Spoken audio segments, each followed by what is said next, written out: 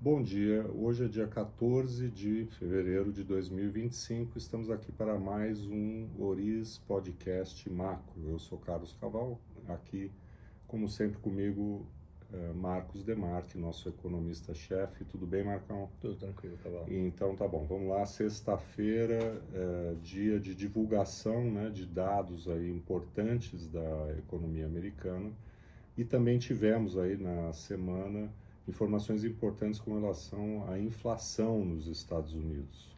No Brasil, por sua vez, a gente teve dois indicadores econômicos importantes, né, que fecham o mês de dezembro e dão a cara daquilo que deve ser a divulgação do PIB do quarto trimestre e do ano de 2024, e também a divulgação do IPCA fechado do mês de janeiro, né? Vamos começar falando dos Estados Unidos, né, os dados que acabaram de sair agora, né, e depois a gente comenta, né, mais em detalhe o que está acontecendo aqui no Brasil. Então, Caval, começando de trás para frente, né, o próprio indicador que saiu hoje nos Estados Unidos, o dado de varejo, referente a janeiro, né, que trouxe uma surpresa negativa, né, acho que trazendo alguns impactos aí de movimentos de mercado agora pela manhã. Era esperado uma alta do varejo em janeiro frente a dezembro de 0,8%. Foi uma queda, na verdade, aí foi ao contrário. Foi uma queda de 0,8%, o mercado esperava uma alta de 0,3%. O que as pessoas estão discutindo, é difícil, né, precisar se é exatamente isso, mas que teve aqueles episódios na Califórnia, né, com os incêndios ali pegando na costa da Califórnia, Los Angeles, algumas nevascas muito intensas em certas partes dos Estados Unidos, teriam afetado o resultado do varejo, e por isso foi mais fraco. Então acho que tomar um pouquinho de cuidado a levar ao pé da letra um pouco o número, né? Embora a gente sempre fale, né? Bom, a gente já sabia de antemão que tinha tido o incêndio na Califórnia, sabíamos das nevascas, né? E não era para estar na projeção, então tomar um pouquinho de cuidado nessa hora. Mas eu diria que mesmo com esse indicador mais fraco, que obviamente chama atenção nesse começo de ano nos Estados Unidos, pelo lado da atividade, acho que o grande destaque da semana por lá ficou por conta dos dados de inflação, né, que tiveram reviravoltas, por assim dizer, né? Tivemos aí o número fechado do CPI, né, o índice de inflação ao consumidor de janeiro nos Estados Unidos, que mostrou alta tanto no número cheio como no núcleo, né? O número cheio variou 0,5 na comparação com dezembro, o mercado esperava 0,3, então foi uma inflação aí mais alta. No núcleo, que acaba sendo mais relevante para a condição de política monetária, também tivemos uma alta aí de 0,5, o mercado esperava uma alta de 0,3. O que tem de interessante nessa história, né? É que no dia seguinte, né, ontem no caso, tivemos a divulgação do índice de preços ao produtor, né, que é um índice que mostra ali como estão os preços no chão de fábrica. O famoso PPI. O PPI. E por questões técnicas, né, que alguns detalhes aqui de como os números são construídos nos Estados Unidos, a inflação PCE, né, que é um outro indicador de inflação ao consumidor, esse sim o que o Fed segue de perto, inclusive faz as suas projeções para o PCE, ele puxa, né, ele é alimentado por dados que vêm do PPI e não apenas do CPI.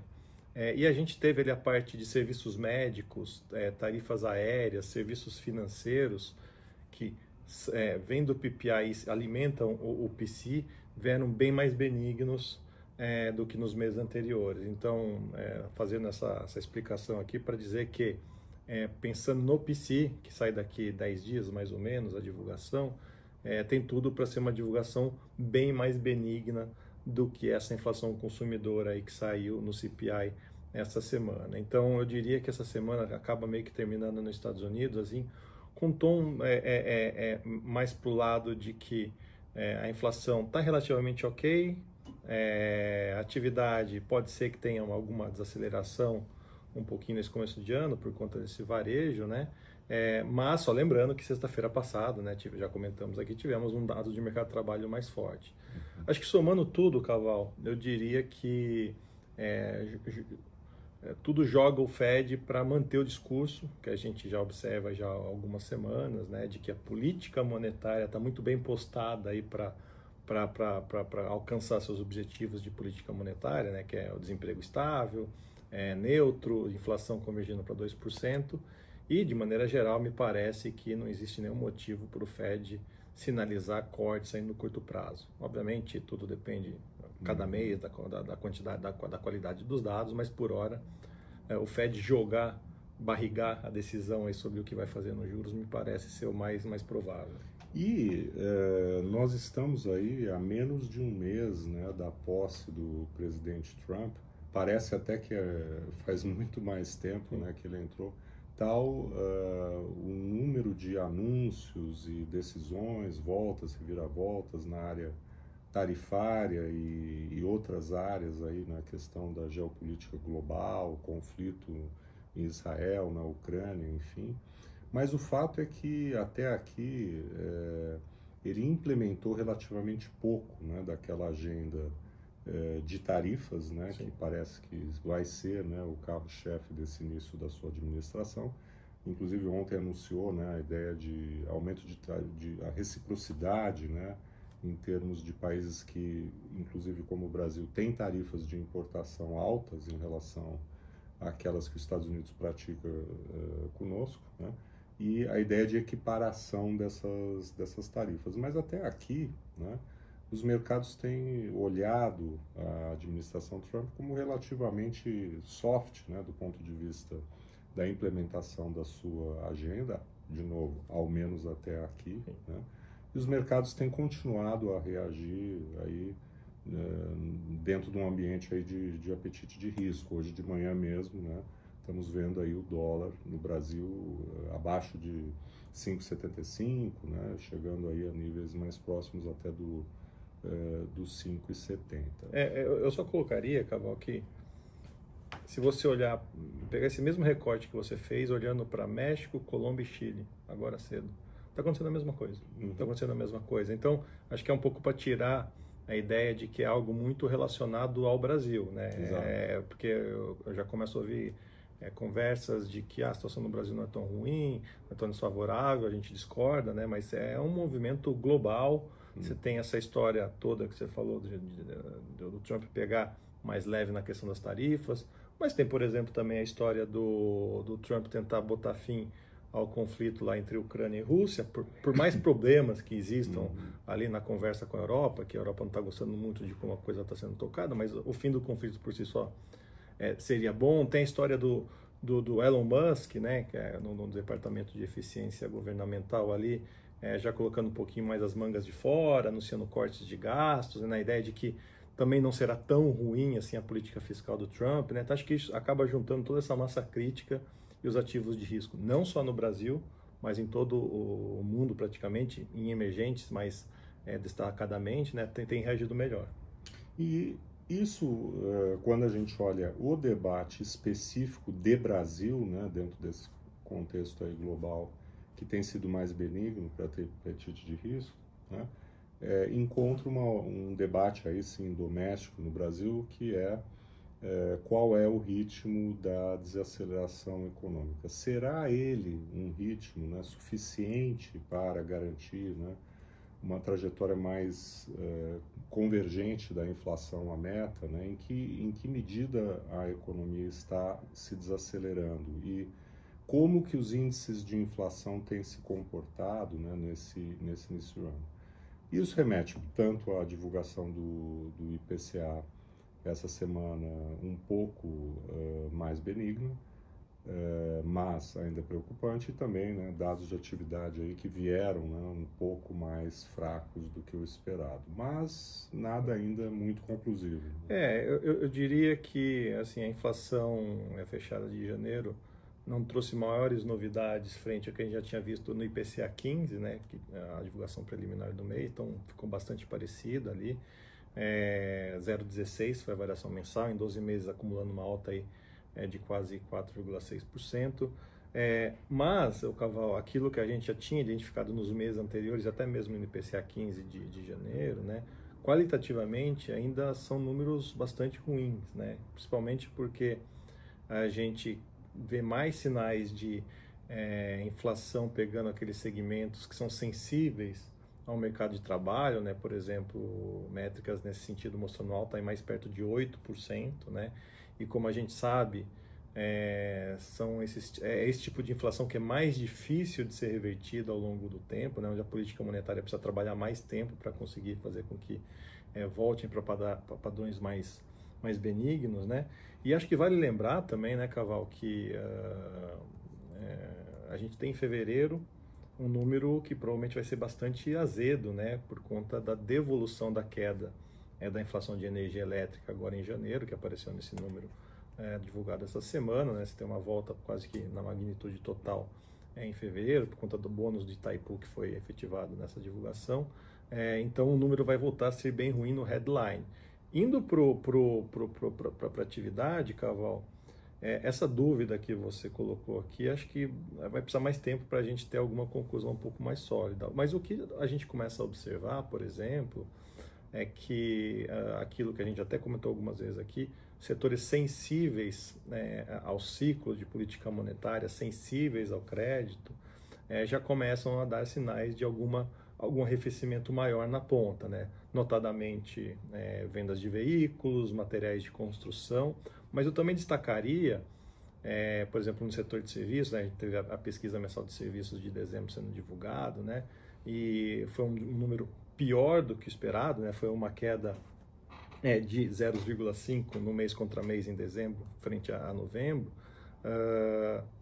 Só que a hora que a gente abre o que é serviços prestados às famílias e serviços prestados às empresas, a gente tem sinais divergentes. Uhum. Serviços prestados às famílias teve um bom desempenho, né, com uma alta aí, de 1% no mês contra mês, e serviços prestados às empresas caindo. Qual que é a sensação? É que aquilo que depende de renda, de nível de emprego, né, de transferência, né, tudo que a gente já vem falando aqui há algum tempo, continua desempenhando um bom crescimento aí. Mas quando a gente olha alguma coisa que já está ali na área da decisão empresarial, talvez já pensando em nível de investimento, dadas as incertezas, a gente já começa a ver algum tipo de pé no freio, né? É muito incipiente isso, mas acho que tem alguma coisa nesse sentido. E resta dúvida que, como você colocou, né, tudo isso que está acontecendo, a desaceleração que vai acontecer esse ano, que a gente acha que não é uma desaceleração muito forte, vai conseguir trazer um equilíbrio entre demanda e oferta? Parece difícil, né, Caval? Sim, acho que nós temos já, né, a própria experiência lá da retração de 2015 e 2016, onde a gente viu que o mercado de trabalho ele demorou muito para, né, reagir, né, à retração da atividade econômica, até porque hoje, tal como lá, predomina ainda um quadro de escassez de mão de obra em muitos segmentos da atividade. Então, nesse sentido, nós temos, e já falamos disso, safra agrícola recorde, a pujança aí dos investimentos de infraestrutura, aumento do salário mínimo, vetores que não sugerem, né, que a economia vai desacelerar de uma maneira, vamos dizer, mais intensa, e o que tem justificado, né, até alguma moderação na pesquisa Focus das expectativas de PIB para 2025. Né? Elas começaram levemente a ser reajustadas para baixo, né? Mas isso não tem dado alívio do ponto de vista das expectativas de inflação. Né? Há também, e acho que é importante refletir sobre isso, o papel do Banco Central nisso tudo. Né? Será que o Banco Central vai muito além daquilo já sinalizado pelo presidente Gabriel Galípolo, 14,25, né? Essa semana também ele deu indícios, né, de que os próximos passos, né, estão ainda em aberto, enfim, que é necessário, né, ter cautela, porque indicadores de alta frequência algumas vezes, né, sugerem tendências que não se confirmam. Então, tem parecido, né, que o presidente Gabriel Galípolo não está, vamos dizer, muito convencido de que ele tem que intensificar, né, o ajuste da política monetária além daquilo, ou pelo menos muito além daquilo que está sinalizado. Né? Então a gente está num contexto em que existe uma previsão, né, de consenso de Selic de 15, né, Esse nível de 15 não é visto, né, de certa forma, como tão restritivo, porque as previsões de PIB ainda gravitam em torno de 2%, e as expectativas de inflação continuam a subir, não obstante, né, a melhora que tivemos no dólar, porque, de novo, né, Marcos, o problema, o nó da inflação não é o dólar pode ser que agrave ou não, alivie, mas continuamos a ver essa combinação, né, de atividade do setor de serviços ligados às famílias muito forte, né, inflação de itens ligados a serviços de mão de obra também muito elevada, né. Então tem aí uma dinâmica complexa do ponto de vista aí da política monetária. E se a gente olhar, por exemplo, nos índices de inflação, no próprio IPCA que saiu essa semana, né, a inflação de bens está super comportada, né, está subindo aí perto de 2,5%, dependendo do indicador que você olha, né. Então toda a pressão inflacionária está vindo do setor de serviços, né, e a gente esse desequilíbrio é aquilo que a gente costuma conversar aqui, né, Caval?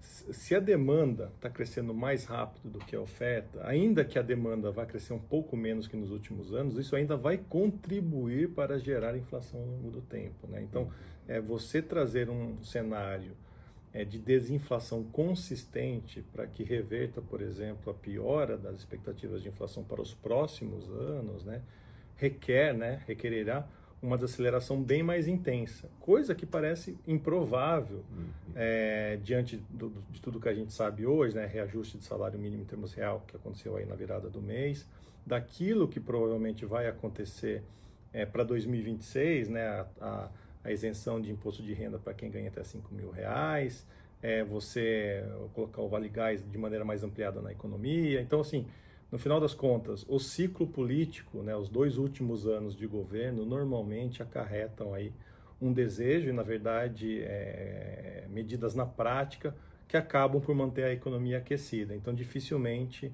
teremos, né, a inflação aí indo para alguma coisa próxima do centro aí da meta do Banco Central, que é de 3. Na verdade, o cenário hoje nos parece muito mais a gente colher uma inflação esse ano perto do dobro da meta do que propriamente ali no teto da banda, que é de 4,5, né, Caval? E do ponto de vista da política fiscal, as sinalizações não são positivas. Tivemos nessa semana aí o presidente Lula reafirmando, né, o compromisso aí com a isenção de R$5.000, falando, né, em medidas de crédito ligadas ao crédito consignado para o setor privado, uma postura mais proativa de bancos públicos, né? E o ministro Fernando Haddad, né, fazendo uma gestão junto ao Tribunal de Contas da União para manter o programa Pé de Meia, né, que é um programa na área educacional, que é, né, claramente uma despesa orçamentária, manter essa despesa fora do orçamento, portanto, fora do alcance do limite de gastos do novo arcabouço, em que pese o TCU já ter se manifestado, a área técnica, pela ilegalidade desse expediente. Então, não é um governo que está querendo, né, vamos dizer assim, colocar o trem no trilho, né, do ponto de vista da política fiscal. Não, ele continua sinalizando, né, medidas adicionais do ponto de vista da contabilidade criativa e da atuação parafiscal via bancos públicos. Não ajuda nesse contexto. Eu adiciono ainda, Caval, a questão da queda do dólar, né, que veio lá do 6,20 e pouco para perto de 5,70 recentemente, né, como sendo um efeito global e mundial, não foi efeito Brasil, é uma questão muito mais ali relacionada ao Trump, como a gente comentou. A questão é que essa situação, né, de pró-risco, né, pode durar mais tempo, né, e a gente sabe que em Brasília, normalmente o termômetro ali para fazer mais ousadias fiscais ou um pouquinho mais de cautela, está às vezes balizada pelo termômetro do câmbio, né, então a gente tem até um receio, né, de que esse câmbio mais benigno nesse começo de ano possa ser lido ou interpretado como um aval para continuar fazendo medidas que vão nessa direção que você comentou há pouco. Exato. Esse é o grande ponto aí de preocupação. Mas falamos bastante hoje, ficamos por aqui, agradecemos como sempre aí a participação de todas e todos, desejando aí um ótimo fim de semana. Até a próxima.